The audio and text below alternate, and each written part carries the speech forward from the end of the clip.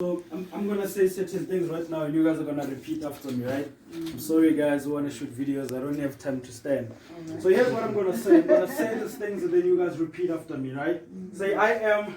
I am. Okay, let's say like the devil's watching. Say I am. I am. I am. I am. I am created. I am created To create. to create. I am designed. I am designed To deliver. to deliver. Engineered. Engineered To prosper. to prosper. As I sit down. As I sit What down, I carry. what I carry Inside. inside Is about is about to be to be unleashed. unleashed. I want to share with you a quick story. There was once a group of 5 frogs down there in Madagascar in 1961. The group of 5 frogs were thrown in a pit and they now had to decide in terms of who is going to rise and get to the top. The group of 5 frogs then set out today and say, in this particular day, early on in the morning, we want to see participants that are going to compete and climb up to the top till they get there. The group of 5 frogs then set a competition and said, on this particular day, 9 a.m. in the morning, we will start and climb to the top. There were about 1,000 frogs and plus, and only a 5 decided that we are going to be the ones to make history.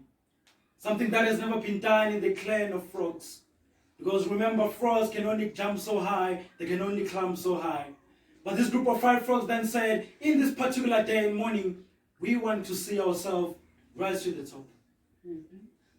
9 a.m. came, the sun is out there, shining, beautiful as always in the beautiful summers of Madagascar. Now the 5 frogs then said, let the games begin. 9:30, 9:45, 2 frogs were down, only 3 were left. And the reason why the 2 frogs gave up was because of this reason.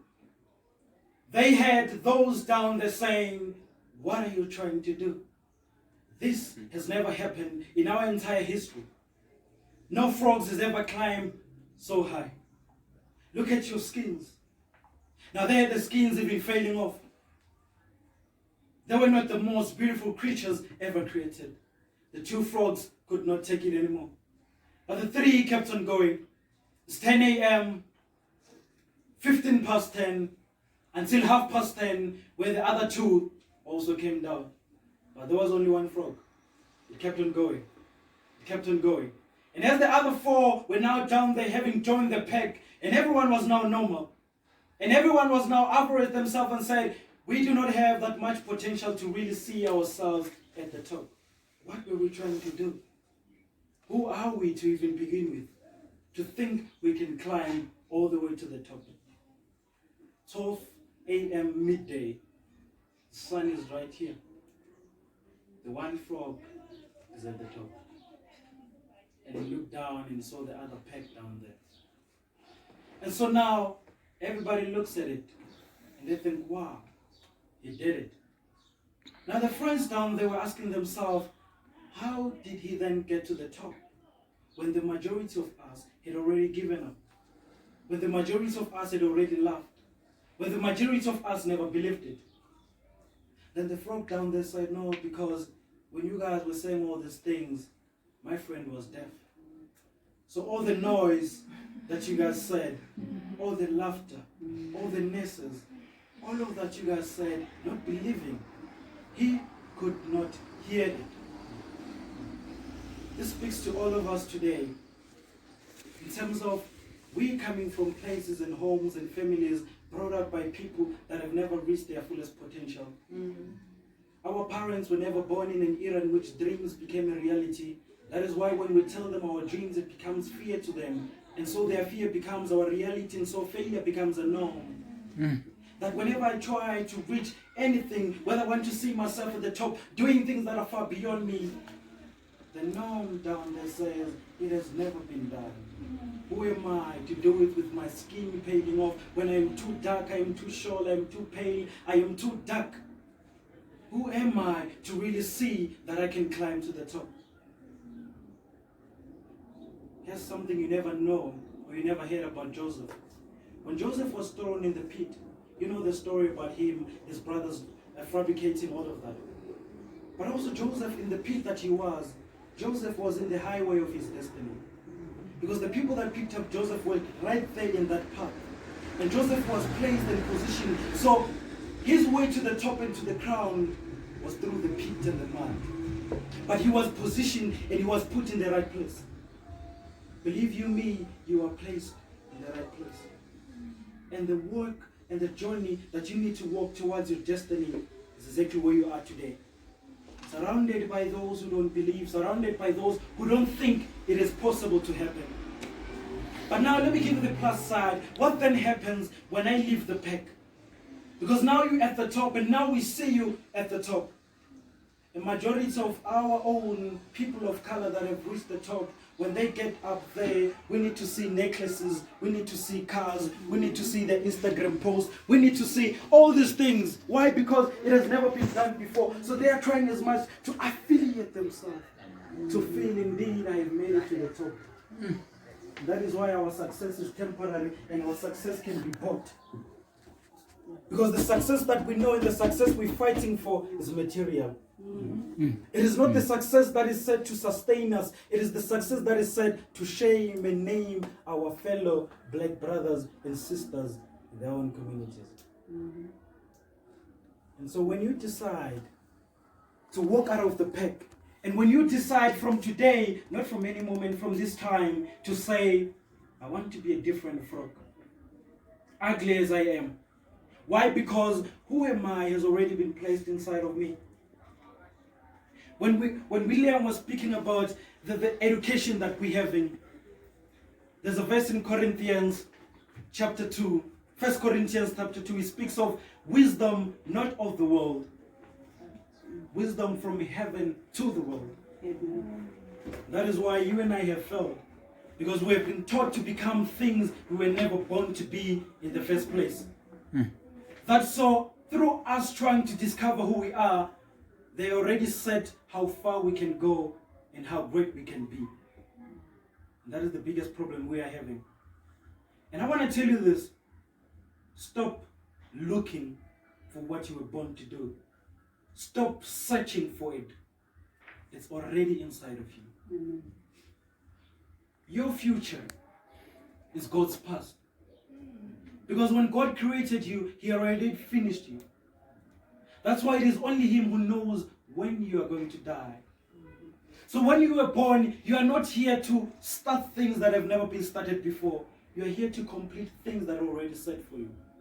That is why there's only few gifted individuals that eventually see themselves at the top. So the future you're looking for is not foreign, it is inside of you. I discovered my truest potential at the time in which I was suffering from low self-esteem. And so this is how you see this is something you're born to be. Every time in school, when we were doing these orals for marks, English or isiZulu, so we had to do unprepared and prepared speeches.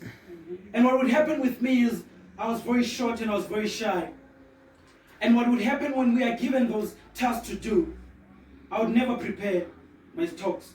I would know the topic but not prepare. So we get marks 9 out of 10, 19 out of 10. The rest of other A students will probably score a 7 or a 6. And now my teachers will always tell me, we can't give you a total. We can't give you 10 out of 10. We can't give you 20 over 20. They may have denied me the marks, but they were never going to stop the potential that was in me. Until I finally broke out in grade 9 and started to go around schools doing public speaking. Only that. That time I'm suffering from low self-esteem. I'm raised by a domestic worker.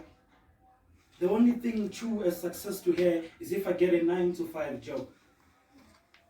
But here I am today, different as a frog that I am, in my unique community from wherever I am. The biggest investment that I have ever made was through me and for me. Having invested my time and energy in one thing, speaking. And I do not speak and I do not say because my dreams are public, then yours are smaller because you don't address audiences. that is failure on its own. For the minute you compare, you've already lost the power for you to remain unique. You've already sang, you've danced before, you've written something, you've done poetry before, you've had telling people you're good at it. But somehow, somewhere, you're still doubting yourself. You've played soccer, you've come home with medals, but you're still thinking, no man, this is not it. I still need a qualification or a degree. I do not undermine school, because school is where we get degrees, but I value education. For education may not give me any gown or any certificate, but education has told me that the greatest thing any human being could ever do is to liberate their mind. So as they now invest in their gifts, the time and era and age, purpose is not measured by how long you've lived. So purpose can never be limited by your age, whether you're 15, whether you're 25, whether you're 30. Because if purpose was age, then Jesus would still be alive. He couldn't have done all of this by the age of 33. We wouldn't be speaking of a Stephen Bantu Biko that died at 34 today, if truly purpose was age. So most of us, we think purpose and age, I have to reach 21 before I can write my own books. I don't just speak fallacies, and I don't do this to promote. But I also just want to show you that as I was living in the shack at the time, and my little sister used to cry when it was raining in the night in our shack, water would come in uninvited and ruin our bed. But there I was, still writing my story, a story that has taken me to Indonesia without any money, a story that has made me a global bronze speaker, internationally acclaimed. Not because I have the education, but I have the gift. With a zero bank balance, I've produced books that have sold over 1,000 copies in this whole entire world. I have reached more places than I could possibly ever reach. Why? It is the gift that I invested in it. I'm only 19 years of age. I'm turning 20 in December. You could have bought me a present, but it's okay. Coming. I'm here for one person, and if you are that one person, and you are that different frog, do not ever limit your potential in what you can do because of what you do not have. Because what God created for you, He already created everything that you needed. I mean, it's a given fact. When God created the universe, He did not have funding. Let's start there. When God created the universe, He spoke it into existence. And I can affirm with confidence that the life you're living currently is what you've uttered with your tongue. I told myself I am young, black, and powerful. I am created to create. I am designed to deliver. I'm engineered to prosper, destined to great. It was the power of the tongue that now allowed me to have all these resources. So through you today, coming from wherever you're coming from, just like William said, we did not know that we'd ever land in Benoni. By the age of 17, I was getting paid 15,000 to speak for 15 minutes. No certificate, no whatsoever. The only qualification I have is a matric certificate. But I've written books that intellectuals have recommended to each other. I don't speak this to brag, but I speak what Corinthians has already said. We speak the wisdom from heaven to the world. And the princesses and the queens of this world, they do not understand the wisdom that we are carrying. So the potential you are carrying, stop looking for it. No one will ever give it to you. It is already inside of you. Death was created so that you can measure your days. Some say, Lord, teach us how to use and number our days while we are still alive. I'm not a pastor, I'm just a gifted person who talks too much.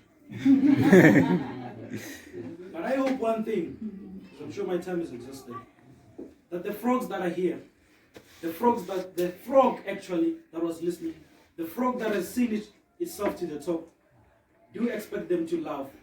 Do you expect them not to believe you? But when you get to the top, also do not do what they did to you. Now it's your responsibility to plow back and uplift them. That is what we as black people need to strive for. And that is why this is success. I see a lot of books written here. I can tell you we can count. You don't have 10 books that are written by black people. Can I confirm? How many black authors do we have? More than 10. A few. More than 10. More than 10. Yeah. Well, my math was never good, so I can't argue. But we need to also start nourishing and honoring our own content. We need to start hearing our own stories, just as we dance and listen to our own music.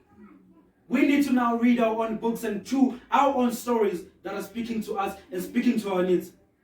Black people read books, but there are no books written for black people. What do I know about Harry Potter? What does Harry Potter do to me? But you need to know one thing: you are young, black, and powerful. You are raised by a domestic worker. Now, how do I use that as my story going forward? How do I now use the wisdom that is in here to go forward? Don't look at the frog that is William and start to undermine him. Ask this frog, how are you doing this thing? He's here. The responsibility is now for you. But the problem with us is that when the frogs are there at the top, we just want to say, you go pen. You see those ones? Shame. Those ones are chosen.